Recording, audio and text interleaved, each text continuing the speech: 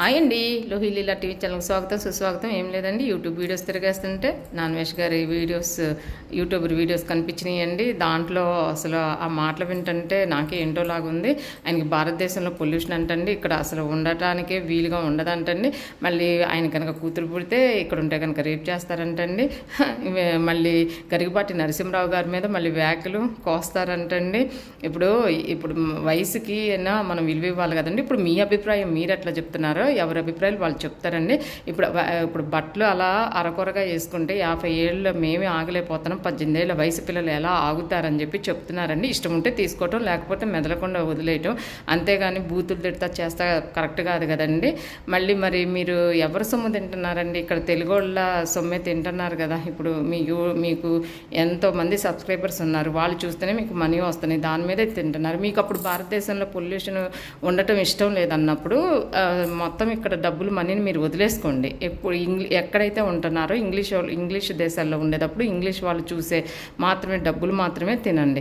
అంతేగాని ఇక్కడ మనీ తింటా అక్కడ పాట పాడకూడదండి. ఇప్పుడు ఇక్కడ ఉండే సౌకర్యాలు ఇక్కడ ఉంటాయి. ఇప్పుడు అక్కడ విదేశాల్లో ఏదైనా హెల్త్ ప్రాబ్లమ్స్ వస్తే అక్కడ చేయించుకోవాలంటే లక్షల్లో ఖర్చు అవుతాయి. చాలా వరకు ఇక్కడికే వచ్చి చూపించుకొని డాక్టర్స్ తోటి క్లియర్ చేసుకొని వెళ్తారండి. ఇప్పుడు అక్కడ ఉండే ప్రాబ్లమ్స్ అక్కడ ఉంటాయి. ఇప్పుడు అమెరికాలో టోర్నడోలు రావట్లేదా, లేదంటే ఒక 6 నెలలు కొన్ని నెలలు ఆ అడవి కార్చిచ్చులో రగిలిందండి. అది ఆర్పడానికి ఎంతో ఇబ్బంది పడ్డారు. ఎక్కడ ఉండే ఇబ్బందులు అక్కడ ఉంటాయి. ఇప్పుడు పని వాళ్ళని పెట్టుకొని ఇష్టం వచ్చినట్టుగా ఎంజాయ్ చేస్తారు. అక్కడ ఎవరి పని వాళ్ళు చేసుకోవాలి. దాని ఏముందండి, కడుపు చేత పట్టుకొని ఏ దేశానికైనా వెళ్తున్నారు. వెళ్ళాం కదా అని మన దేశాన్ని తక్కువ చేసి చూసుకోకూడదండి. ఎందుకంటే ఇప్పుడు అటోళ్ళు ఇటు వస్తున్నారు, ఇటోళ్ళు అటు వెళ్తున్నారు, దాంట్లో తప్పేం లేదు. అక్కడ వెళ్ళాం కదా అని చెప్పి మన ఇష్టం వచ్చినట్టుగా మాట్లాడితే కుదరదండి. మళ్ళీ విపరీతమైన లేడీస్కి ఏమని మీరు ఇస్తున్నారండి? సంవత్సరానికి 88,000 రేపులు జరిగినాయి. దేనివల్ల జరిగినాయి? ఈ సంవత్సరం కూడా జరుగుతాయి, ఆగుతాయా అయ్యి?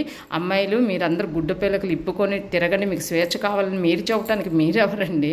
అట్లా చెప్పచ్చా అండి? ఇప్పుడు కావాలంటే మీరు ఆడవాళ్ళని సపోర్ట్ చెయ్యాలనుకున్నారనుకోండి, అమ్మ మీకు ఇష్టం వచ్చిన బట్టలు వేసుకొని మీరు స్వేచ్ఛగా ఉండండి అని చెప్పండి.